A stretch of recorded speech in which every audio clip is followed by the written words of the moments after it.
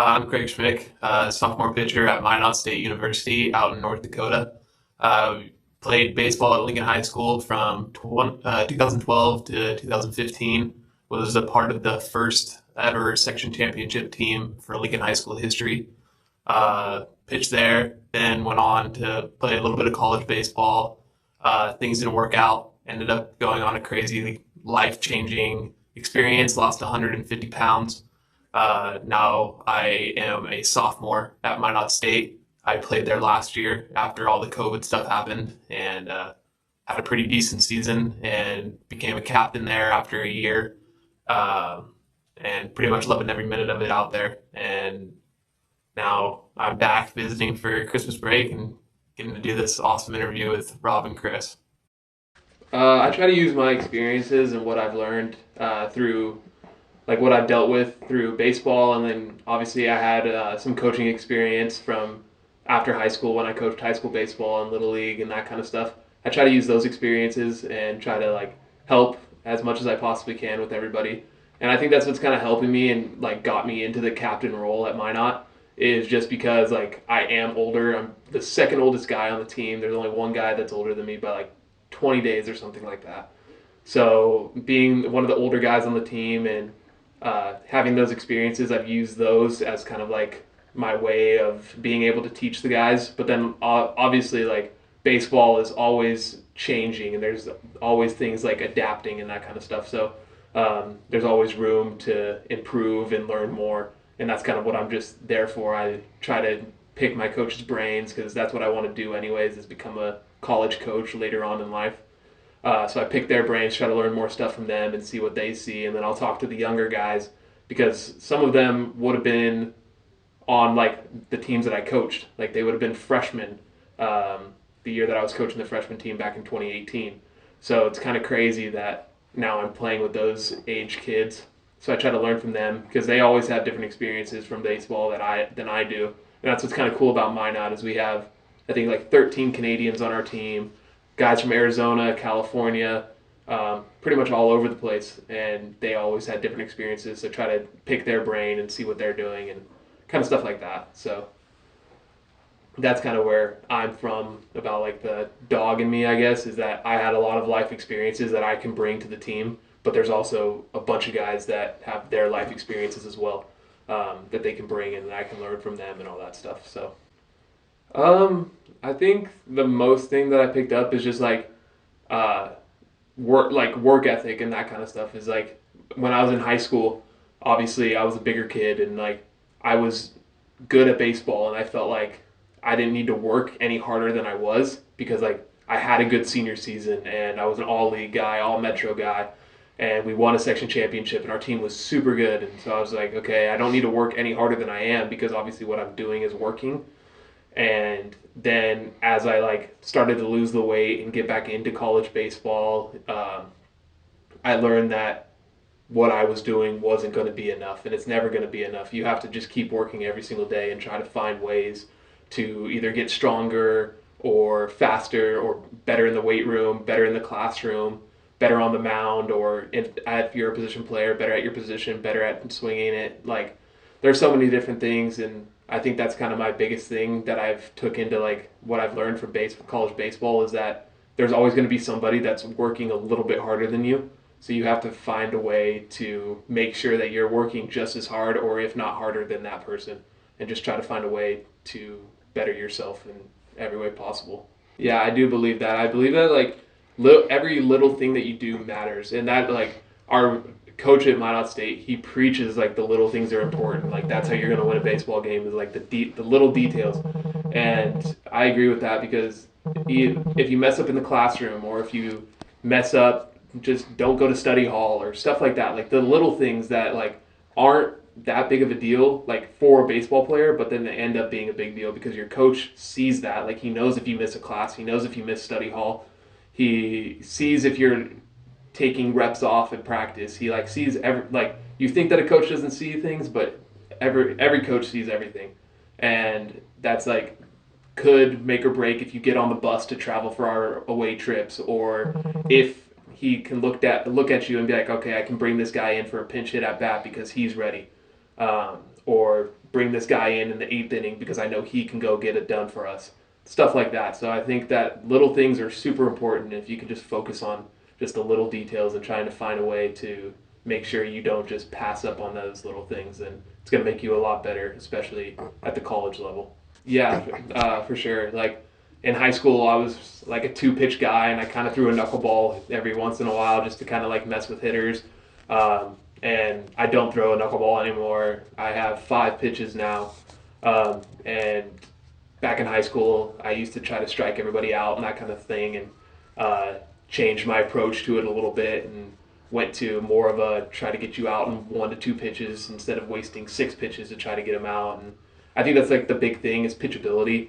And in college, like it doesn't matter really how hard you throw. Like obviously velocity is going to help at any level that you're at. But if you can command the zone with 3 pitches, you're going to be like really successful at the college level. So that's kind of something that I learned, especially going back and playing at Sierra. And like Rob Wilson would preach it. He's like, I don't care if you throw 92 miles an hour. If you throw it right down the middle, somebody's going to crush it. I'd rather you throw 86 and be able to paint corners and manipulate your pitches and do whatever you wanted to do. And so that kind of like made me change my thought process on pitching a little bit. Is just be like, okay, command the zone, get people out, find a way. Like I don't throw the hardest on my team, but I find ways to get people out. So that's what I kind of learned is changing that mindset for me after high school.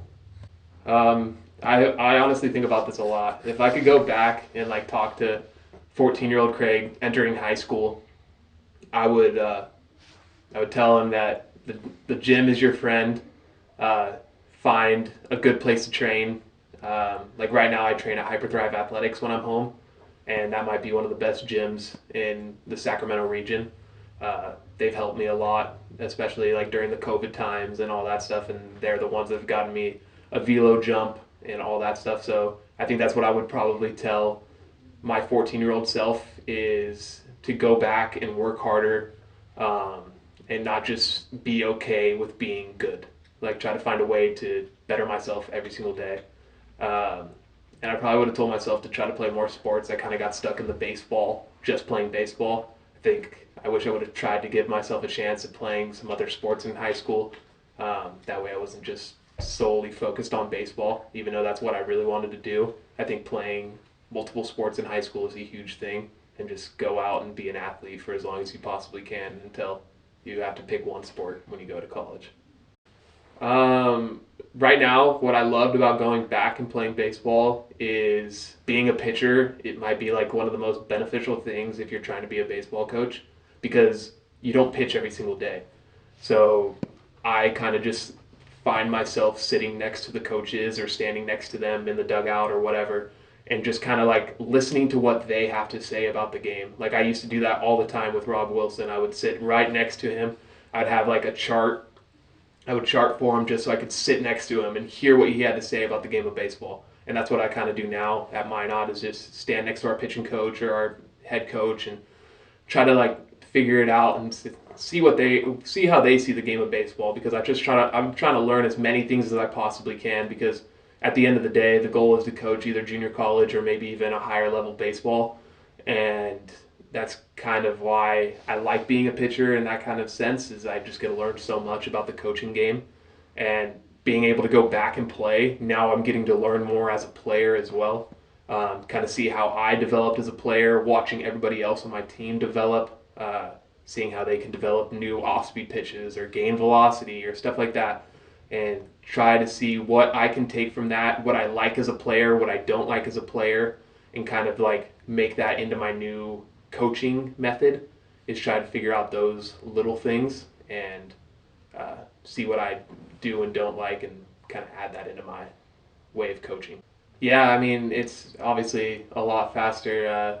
When I got my first junior college outing, it was definitely like, oh, okay, this is interesting. What helped was being able to play for the Lincoln Potters that summer before, so kind of got a little bit of taste of like what college baseball is like, but obviously it's still a little bit more laxed. So yeah, the speed of junior college baseball is kind of crazy, and I think after you get your feet wet, things start to slow down a little bit. But those first outings that you have are definitely nerve-wracking. Your heart's pounding a little bit faster, and that's kind of how it was for me at Minot this year. I went out there first outing, only went a third of an inning, gave up 4 runs. Um, my heart was pounding the whole time I was out on the mound, kind of stressing out. But like after that, then my season turned around after that one bad outing. I was able to kind of like slow my breathing down when I'm out on the mound, kind of realize, hey, you belong here. Don't worry about like little things. And that's kind of the thing is I think people when they first get to where they are and or where they go and whatever, and they get on the mound or get in for their first plate appearance, or if they're in basketball, football, whatever, get in for their first possession. I think people start to speed the game up a little bit too much. They think a little bit too much. They don't know if they belong there.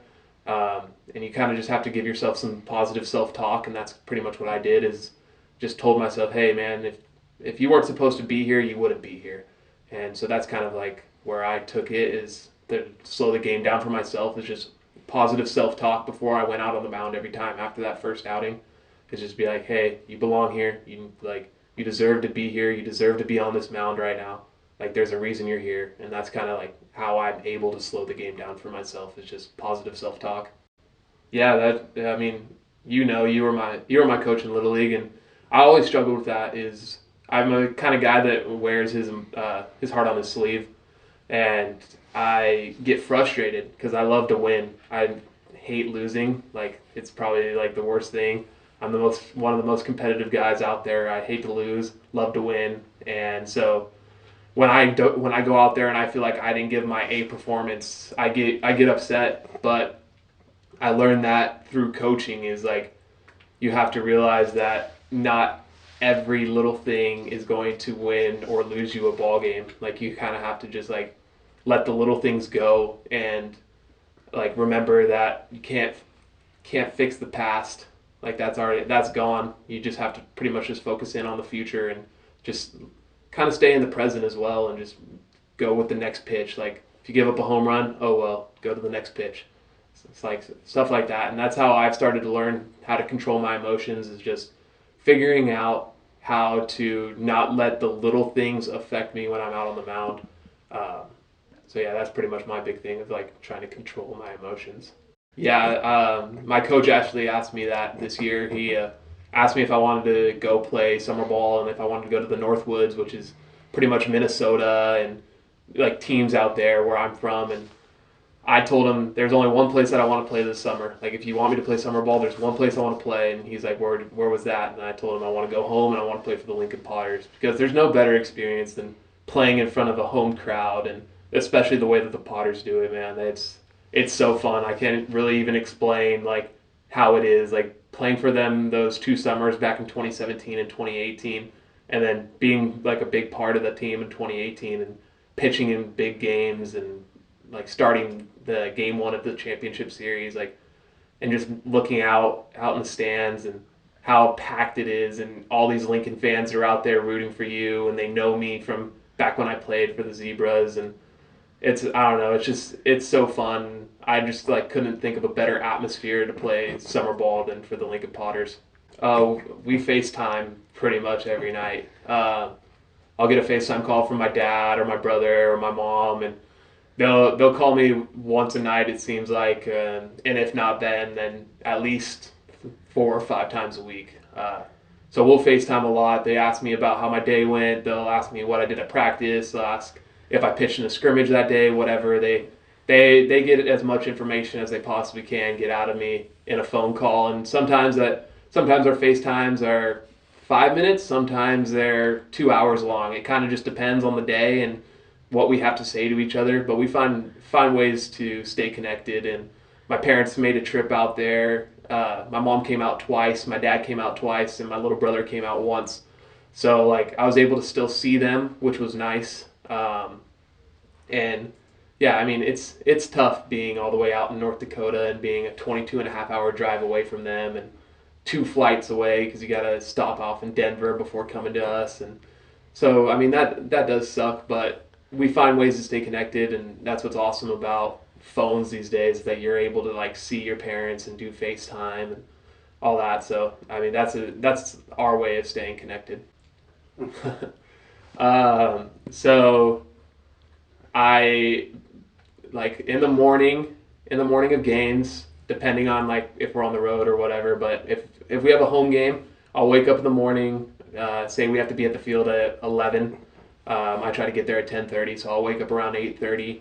Uh, I will make myself some breakfast. It's always 3 eggs, some ham, cheese, and 2 slices of bread with a bowl of cereal. And eat that. I eat that for breakfast. Then I head off to the field, and I normally pack myself a bag of Cheez-Its, extra toasty, and I get myself a Bang energy drink, Sour Heads, and I go through like my pregame stuff, like shag BP, then go through all of my pre-throwing routine, do my J bands and plyo balls and all that stuff, and then I will go out there play catch while the other team's hitting BP, and then game starts, and then the third inning of the first game, because we play double headers out there. So on Wednesdays we play a doubleheader, and on Saturdays we play a doubleheader, and then Sundays one game. So just depending on the day, but the third inning of the first game, I always drink my Bang energy drink and eat my Cheez-Its. Like that was kind of my thing. That's like my superstition for some reason. So I do that every game day, and then just depending on when I have to go in and pitch, then I have like another routine that I do there. Um, I grab a red and a yellow plyo ball. I do 2 of my like pre-throw drills against the wall in the bullpen, and then I get on the mound and start throwing and warming up. And then I have like a specific routine that I follow of like how many pitches I throw from the windup, from the stretch, and yeah, I've kind of been doing the same like warm up routine on the mound since like my sophomore year of high school, and I've never changed it. So that's kind of like where I'm at with my superstition, I guess. I think what I do well is I'm a great leader. I work as hard as I possibly can on and off the field. I've been able to change my ways in the classroom. Was never really a good student in high school. Now I'm a 3.6 student. Um, I work hard on the baseball field every single day. I show up ready to go, which is something that I can say I didn't do back in the day, and it's something that I'm really proud of. And I think those are the things that like I really do well as a baseball player. Things I would do differently is I would have wished that I either didn't gain the weight that I did in high school and worked hard during high school and went to the gym and that kind of stuff, or if I didn't do that, worked harder when I first came out of high school and tried to lose the weight back then. Because obviously that was pretty much the thing that was holding me back in college baseball, was that I was just too heavy and I wasn't going to be able to move well enough on the mound. And so that's kind of the thing that I wish I did differently, is start this process sooner, so that way I wouldn't be a 24-year-old sophomore. But I mean, things happen, and I'm kind of grateful for what's happened in my life. But if I were to go back and change something, that's what I would do. I mean, I think there's so many things that I need to work on still. I mean, mechanically, there's things that I could clean up. I could find a way to still be a better leader than I am right now. I think that there's still obviously room for improvement in the classroom. Uh, there's room for improvement in community service that I do around Minot, Lincoln, pretty much anywhere that I go. There's a lot of things that I can change up. So I think becoming a better leader is just like listening to your teammates, because at the end of the day, like, we're all the same and we all have the same goal, and our goal is to obviously win a national championship. So kind of just listen to what they have to say. And since I have that kind of like authority, I guess, to be able to go talk to like the coaches and kind of be able to go up there and go into their office whenever I please and like, hey, this is happening at practice that some of the players don't like, or players like this, let's do this more, that kind of stuff. So being able to get as much as I can out of my teammates to see what I can do to become a better leader, but also what I can do to make our program better in a whole, I guess, will be the way that I would want to make myself a better leader. I want to be able to look back and be able to say I was a part of this. Like that's what was nice about being a part of Lincoln High School is back in 2014, my junior year, we were the first team to ever make a section title game. And for us juniors, when we lost that game, and the sophomores and the freshmen that were on that team, we had a goal that year, and our goal was to get back to a section title, but not just get there, to win it, because we knew what it was about. And now I can say that I was a part of a team that made it to the section championship and then was the first team to win a section championship at Lincoln High School. So I can always look back at that. And that's kind of what I want for Minot is we've never made it to a regional. Minot has never made it to a regional, so that's kind of where I'm hoping that this team can go in the next couple of years that I'm there is to make it to a regional, possibly make it to a super regional, and make it to the Division II World Series. Like if we can somehow do one of those things, that would be amazing for me to be able to look back and say I was a part of that team and I was a captain for that team. Because at the end of the day, I don't really care about my own stats. Like for me, it's more what can I do to ensure that our team goes as far as we possibly can and see what like happens as a team. Yeah, baseball is my true passion. I've loved the sport ever since I was 7 years old. I've never missed a season. Have played baseball or coached baseball. Started coaching when I was about 15, helping my dad and all of them with my little brother, coaching like travel ball and that kind of stuff and calling pitches. And then when I turned 18, I took over my own team as a manager of a fall ball team. And then I started coaching Little League and getting into high school. And I've just truly found a passion for baseball. And I just think that that's where my path is kind of leading me is to finish out at Minot, get my physical education degree, end up getting my master's, and coach high school for a little bit. But I really want to coach at the junior college level. What I saw at Sierra College and what I've learned about coaching college baseball is just like I don't know. I love the grind of junior college baseball and what Rob Wilson did for me just kind of inspired me, and I want to do that for other kids, be able to help them out in their first couple of years out of high school and then help them transfer on to a 4-year program. And I just think that that's kind of where my path is leading me right now.